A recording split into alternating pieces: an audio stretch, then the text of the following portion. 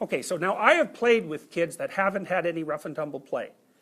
And it's really hard to play with them, partly because they're easily frightened. You know, they'd like to play. I know how to play with kids. They'd like to play. They're pretty hepped up on it, you know, and they're really excited, especially about physical play. But they're awkward, you know, so you play with them, they stick their thumb in your eye, or, you know, or they cry really easily when nothing really happens, and like they just don't have it together.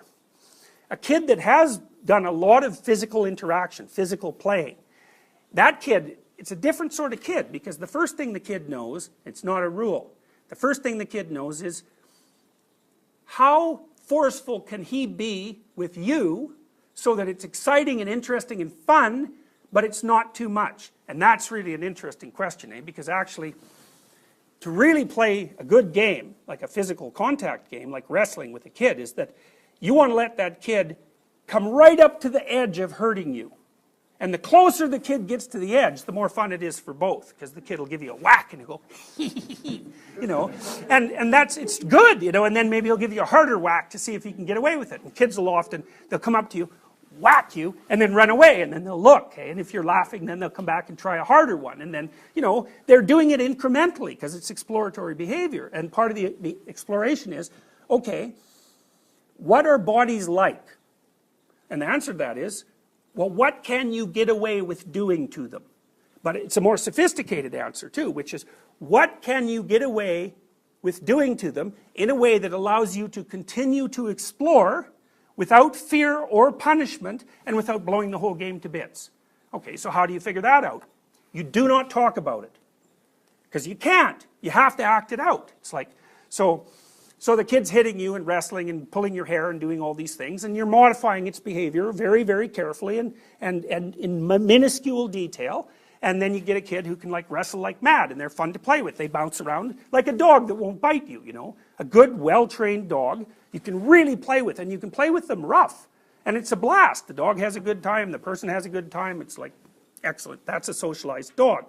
So the other thing that kids learns, which is quite cool, is what hurts them and what doesn't, and how afraid can they be and still have fun.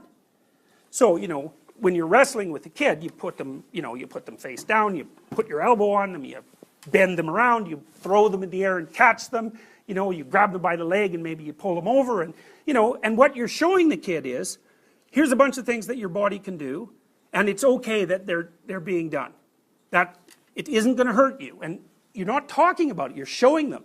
And so the kid gets kind of confident about what he or she can withstand physically, and the difference between pain and not pain, and the difference between fear and not fear, and when something's threatening and when it's not. It's very sophisticated. It's very sophisticated behavior.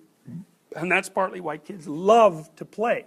Now, one of the things that's happened, which is, you know, an indication of a deep sickness in our society, is that I used to work at a daycare center, right, when I was about your age, because I really like kids. And they like to play with me because I know how to play with them. And so one of the things I would do with the little kids was I would draw them horrible monsters, right, like big teeth things on. I just sketched them out. They weren't any works of art, you know, but those damn kids, they would line up to get a picture of a monster. Draw me a picture of a monster. Draw me a picture of a monster. It's like, they loved those little pictures of monsters. So that was pretty funny. And the other thing I would do is play with them. You know, I'd take them out in the yard and grab an arm and a leg and spin them around or bend them over and, you know, twist them around, let them crawl on me. And there was always one kid in the group who couldn't do that, though. He's like, he hadn't been paid attention to enough, you know, so he was, I think he was like a Taoist uncarved block. Very vague and ill-defined and clunky, and so kid like that, you know, you'd sit down, it's so sad. You sit down and you're interacting with the kids, and that kid comes along, sort of lumping along, you know, like this, and they plop on your lap, and they're about as sophisticated as like a 6-month-old, you know, and they're quite annoying, you know, which is a horrible thing because they're so desperate for attention, and it's too late often by the time they're 4. It's like, good luck fixing that, man. It's not going to happen. You know, and those kids are just screwed, because what happens to them is they're so lumpy and ill-formed and uncomfortable in their body and socially clueless and inattentive and blind and ignored and resentful that no other kids will play with them. That's no wonder, because the other kids are way the hell up on the play development trend, and so they're bored stiff by them. It's like playing with a 9-month-old, which kids will do, you know, but that's not peer play, and so those kids just drift off. They stay on the outside of the peer group, and they never get into it. They never get into it.